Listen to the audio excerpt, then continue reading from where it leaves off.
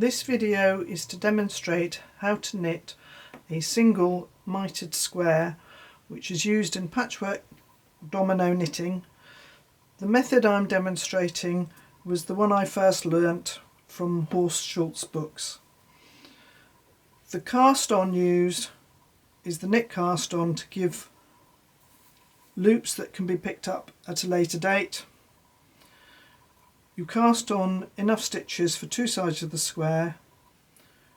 There's a centre double decrease which reduces the stitches down to 1, causing us to have a mitre, and you have a chain selvage on the two edges again to make it easier to pick up the stitches when knitting a subsequent square.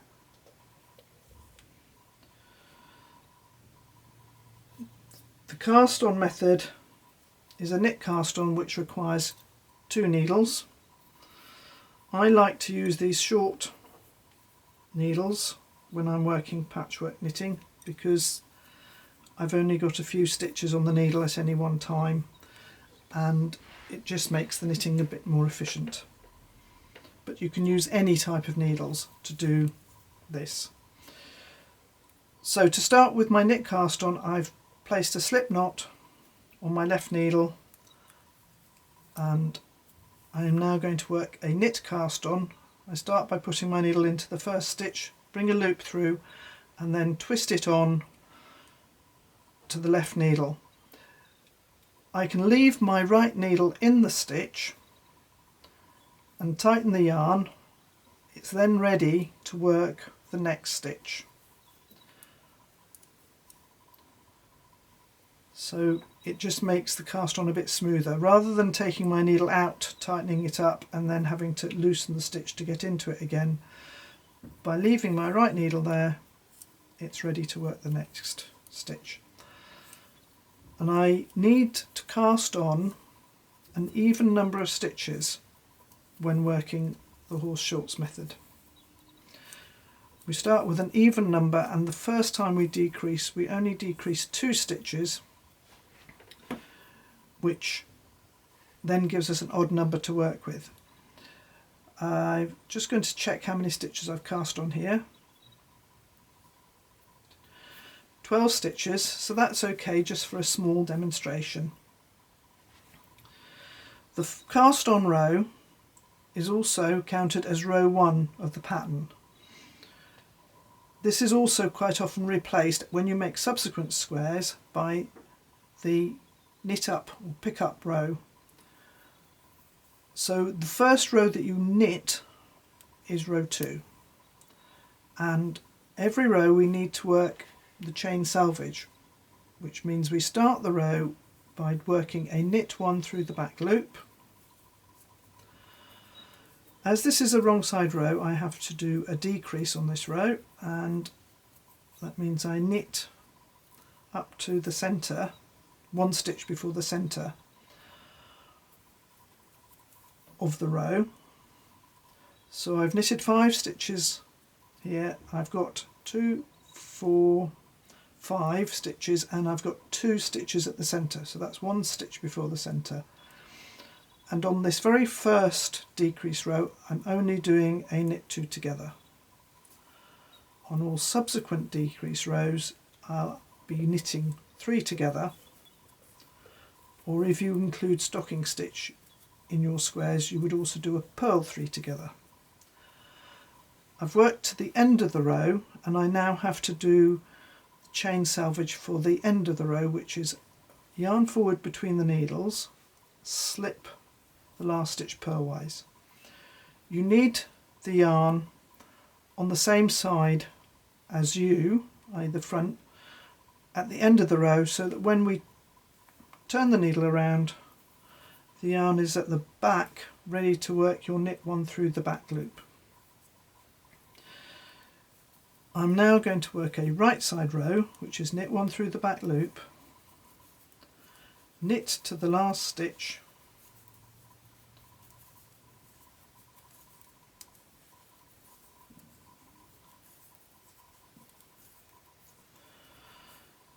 yarn forward, slip 1 purlwise. So the right side rows in this pattern are always just knit. So it's knit one through the back loop, knit to the last stitch, yarn forward, slip one purlwise. I'm now ready to work my next wrong side row, which is a decrease row, and we want the decrease at the centre. I've now got an odd number of stitches, so the decrease this time will be over 3 stitches. So I've knitted 4, I've got 4 here, and I've got 3 at the centre. So I need to knit the 3 together at the centre. It can be difficult sometimes to get into the stitches, so you can pull down on them, but you can also put the right needle into the stitches to loosen them slightly, and then come round and knit the 3 together.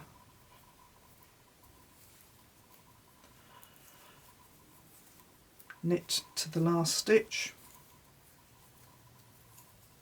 yarn forward, slip one. Just move that bit of fluff. Another tip that can be helpful is to place a locking stitch marker on the right side of the knitting. Garter stitch looks the same on both sides. It's important to know which is the right side and which is the wrong side of your piece of knitting, because the decreases are all worked on wrong side rows. So by placing a locking stitch marker into the fabric on the right side, I know when the marker is facing me, I'm doing a right side row. Knit one through the back loop,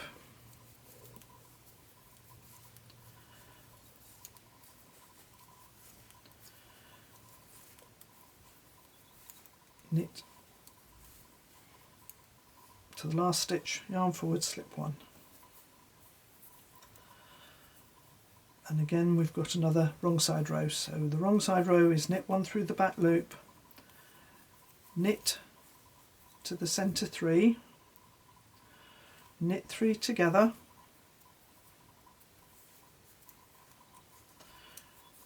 knit to the last stitch, yarn forward, slip one purlwise.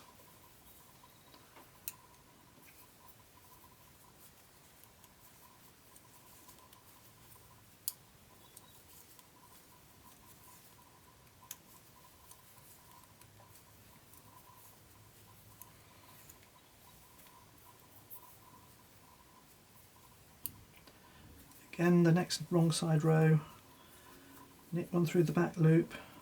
This is knit one, knit 3 together at the centre, knit 1, slip 1. The right side row is just knit 1 through the back loop, move that out of the way, knit to the last stitch, yarn forward, slip 1.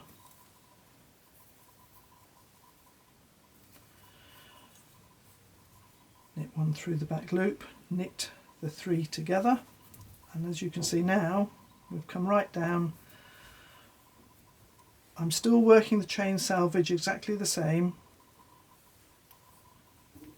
even though there's very few stitches now. Knit 1 through the back loop, knit 1, yarn forward, slip 1. That's the last wrong side row. Right side row, sorry, right side row. This is the last wrong side row, where we finish by working knit 3 together through the back loop. So that's my last wrong side row. You need to cut the yarn and pull the yarn end through that last loop, because we need that last stitch for when we come to pick up the stitches from the edge when making subsequent squares. This is a very mini square, but as you can see it's made in exactly the same way as the bigger square. You can make your squares whatever size you want. That's knitting a single mitered square for patchwork domino knitting using the Schulz method.